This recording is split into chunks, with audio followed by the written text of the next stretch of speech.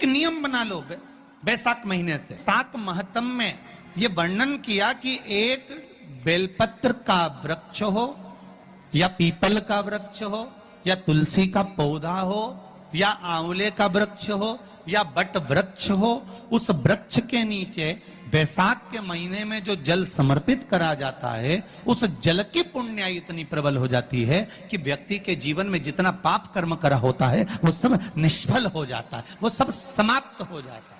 बैसाख महीने में पार्थिव शिवलिंग के निर्माण का, और उसमें एक बात कही गई कि जब संसार का मनुष्य, मृत्यु लोक में रहने वाला मानव, मृत्यु लोक में रहने वाला मनुष्य मिट्टी के शिवलिंग का निर्माण करता है, पार्थिव शिवलिंग का निर्माण करता है, और जिस घर में पार्थिव शिवलिंग का निर्माण होकर उसकी पूजन होती है, घर का सदस्य उस पर अगर एक बूंद जल समर्पित कर देता है तो जितने घर के सदस्य होते हैं उस पार्थिव शिवलिंग के निर्माण को करने वाले होते हैं, पूजन करने वाले होते हैं, उनको 6 महीने तक किसी बड़ी बाधाओं को झेलना नहीं पड़ता, वो दुख अपने आप कट जाता है।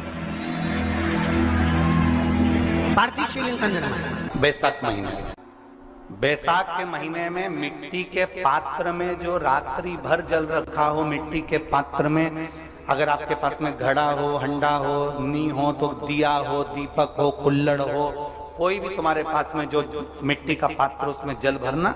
वो जल बैसाख के महीने की किसी भी सोमवार के दिन, किसी भी सोमवार के दिन, बैसाख महीने या किसी प्रदोष के दिन या बैसाख महीने के शिवरात्रि के दिन, वो मिट्टी के पात्र का जल अपने घर के प्रत्येक व्यक्ति का स्पर्श कराकर उस मिट्टी के पात्र के जल को तांबे के पात्र में डाल लीजिए और घर के प्रत्येक व्यक्ति का स्पर्श करा लीजिए और शंकर भगवान पर कुंदकेश्वर महादेव के नाम से समर्पित करिए। कुंदकेश्वर महादेव, कभी जीवन में पीछे पलट कर देखने की जरूरत नहीं पड़ेगी, आप उन्नति की सीढ़ी की ओर बढ़ते चले जाओगे। बैसाख महीने में मट्टी के पात्र का जल भगवान शंकर को समर्पित होना चाहिए, उसका सुख हमारे जीवन को एक आनंद फल प्रदान। जैसे कहते हैं ना, कोई अच्छा मिले ना मिले, धन मिलने से कोई भाग्यशाली नहीं होता,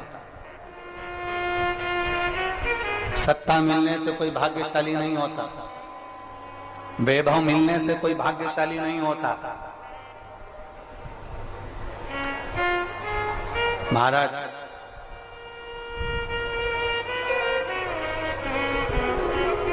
धन मिलने से कोई भाग्यशाली नहीं होता, वैभव मिलने से कोई भाग्यशाली नहीं होता, सत्ता मिलने से कोई भाग्यशाली नहीं होता, बड़ा मकान मिल जाने से कोई भाग्यशाली नहीं होता। शिव महापुराण की कथा कहती है, अगर 2 सही मिल जाएं तो तुम्हारा जीवन सफल हो जाए, एक गुरु सही मिल जाए और दूसरी घरवाली सही मिल जाए तो तुम्हारी जिंदगी स्वर्ग। दुनिया का सबसे भाग्यशाली व्यक्ति वो होता है जिसको 2 ठीक मिल गए, 2 अच्छे मिल गए, एक गुरु अच्छा मिल जाए, दूसरी जम के बोलो घरवाली अच्छी मिले।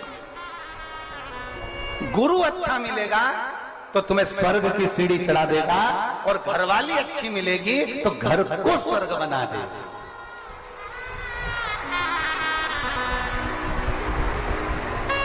और इसमें से भी गुरु भले पीछे रह जाए पर जगदम्बा।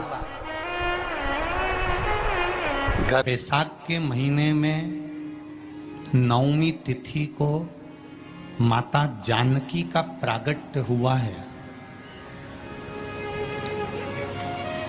पृथ्वी से।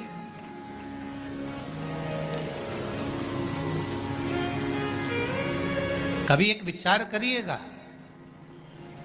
कि नरसिंह अवतार बैसाख के महीने में हुआ, कुर्मा अवतार बैसाख के महीने में हुआ, हयग्रीव अवतार बैसाख के महीने में हुआ, परशुराम अवतार बैसाख के महीने में हुआ, माता जानकी का अवतार बैसाख के महीने में हुआ। आखिर बैसाख के महीने में, माधव महीने में इतनी महत्वता क्यों?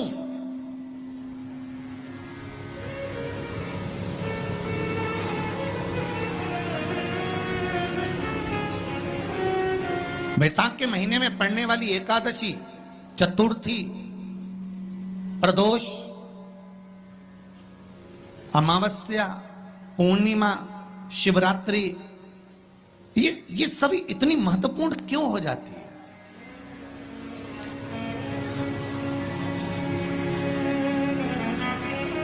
इसकी महत्वता इतनी प्रबल क्यों हो जाती है? किस लिए?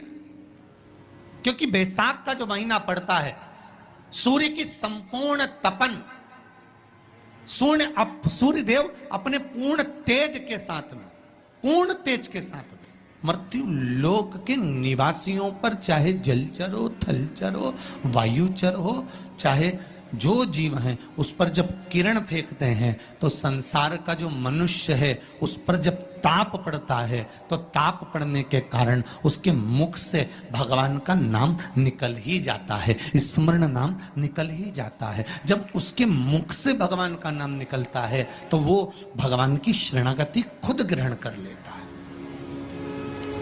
स्वयं।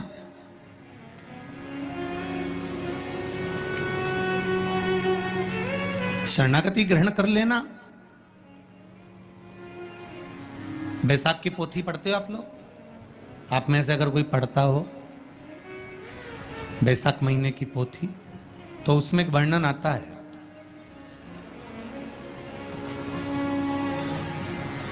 गीता प्रेस गोरखपुर के कल्याण अंक में भी आप ये पावन बैसाख चरित्र श्रवण कर सकते हैं। उसमें बैसाख महीने की पोथी में 10वें दिवस की कथा में 10वें अध्याय में एक व्याध और शंख मुनि का चरित्र आता है।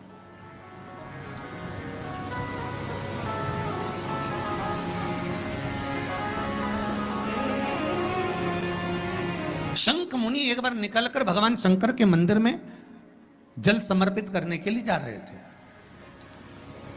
और शिव मंदिर की ओर जाते जाते जाते जाते जाते जाते बीच मार्ग में चलते चलते चलते चलते और वो शंख मुनि जब शिव के मंदिर में पहुंचे, शंकर भगवान के मंदिर में जाकर उन्हें दर्शन किया,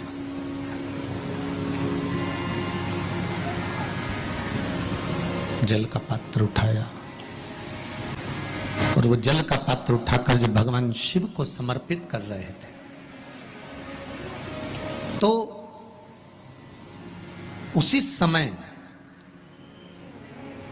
जल का पात्र उठाकर जब शंकर भगवान को समर्पित करा गया और शंख मुनि निकलकर जब बाहर आ रहे थे, आते आते शंख मुनि के मन में एक भाव उत्पन्न हो गया कि जब हम भगवान शिव को कुछ वस्तु समर्पित करते हैं तो उसका फल, उसका पुण्य फल हमें कितने समय में प्राप्त होता है। ये शंख मुनि के मन में एक विचार जागृत हो गया, शंख मुनि के मन में एक भाव जागृत हो गया। एक लोटा पानी जो भगवान शंकर को समर्पित करता है, मरने के बाद तुम्हारी औलाद तुम्हारा किसी पवित्र नदी में तर्पण करे ना करे, तुम्हारा शिव को दिया हुआ जल तुम्हारे खाते में पहुंच जाता। आपने जो शंकर भगवान को एक लोटा जल दिया है, शिव जी को एक लोटा पानी चढ़ाया, शंकर भगवान को एक लोटा जल समर्पित करा है, शंकर भगवान को एक लोटा जल अगर आपने दिया है तो वो आपके खाते में पहुंचेगा जरूर, ये निश्चित है, पक्का है। और शिव भक्ति के अनुसार, शंकर भगवान के अनुमोदन के अनुसार, पहले भी कथा में कहा, आज फिर कह रहे हैं, आप जब शंकर भगवान को एक लोटा जल समर्पित करते हो तो वो 33 कौटि देवताओं के हिस्से में चले जाता है, एक भाग पितरों के हिस्से में चले जाता है, एक भाग आहूतों के हिस्से में चले जाता है, एक भाग वाचुकों के हिस्से में चले जाता है। आपने जो भगवान को दिया वो धीरे धीरे धीरे धीरे धीरे धीरे धीरे बढ़ता चले जाता है, भगवान के धामों में पहुंचता चले जाता है। जिन जिनको आपने नहीं भी दिया, शंकर भगवान पे चढ़ा हुआ जल उन तक भी पहुंच जाता है। ये केवल आपकी निर्मल और आनंदित भक्ति के बल पर पहुंचता है, भक्ति के बल। एक हरिचंदन का वर्णन आपको पहले कथा में करा है, सुना है आप लोगों ने कि नहीं सुना? तुलसी की लकड़ी जब सूख जाती है तो उस तुलसी की सूखी हुई लकड़ी को घिस कर चंदन बनाया जाता है, और उस चंदन को भगवान ठाकुर जी को, लड्डू गोपाल को, भगवान कृष्ण को, राम को या शालिग्राम भगवान को वो चंदन लगाया जाता है। तो उस चंदन की महत्वता इतनी प्रबल होती है, उस चंदन की इतनी प्रबल महत्वता होती है कि उस चंदन को जब हम भगवान पर लगाते हैं और लगाया हुआ चंदन हमारे हाथ में जो रह जाता है उसको संभाल कर रख लेते हैं। वही चंदन जब किसी बच्चे को निमोनिया हो जाता है या ठंड की शिकायत हो जाती है या उसकी श्वास चलने लगती है या उसका दम भराने लगता है, बच्चा की पसली चलने लगती है, तब केवल उस चंदन को कंठ पर लगा दिया जाता है तो 20 से 25 मिनट के अंदर वो बच्चा ठीक हो जाता है। उसकी इतनी प्रबलता होती है, हरी चंदन महत्वता होती है। अब तुलसी की जड़ को घिसकर उसका चंदन बनाकर भगवान को लगाना, वो हरी चंदन। उसी तरह यहां जयंत के मुख से, जयंत ब्राह्मण के मुख से सुना जा रहा है कि बैसाख महीने में पवित्र वृक्ष के जड़ में एक लोटा जल समर्पित कर देने पर और वहां की जो रज है उसको मस्तक पर चढ़ा लेने पर 84 लाख योनियों से मुक्ति मिल जाती है। 84 लाख योनियों से। आप में से कितनी माताएं या कितने भाई लोग बैठे हैं जो शंकर जी के मंदिर पर जाते हैं और मंदिर पर जब जाते हैं वापिस जब लौट कर आते हैं तो मंदिर की चौखट का स्पर्श कर कर अपने मस्तिष्क पर उस रज को लगाते हैं? आप में से कितने लोग हैं? हैं बहुत सारे, ठीक है। अब जितने लोगों ने हाथ उठाया और नियम से अगर शंकर मंदिर की दरवाजे की चौखट पर भगवान शंकर को जल चढ़ाने के बाद जब आप लौट कर आ रहे हैं और उनकी चौखट पर आपने हाथ फेर कर अपने मस्तिष्क पर उस रज को लगाया है, वो धीरे धीरे अपने भाग्य की ओर देखते हैं। तारीख लिख लेना कि मैंने इतनी तारीख से मंदिर जाना चालू करा, इतनी तारीख से मैं ये काम कर रहा हूं और इतनी तारीख तक मुझे ये फल की अनुभूति हुई। ये देख, विश्वास जागृत होने पर फल की अनुभूति है।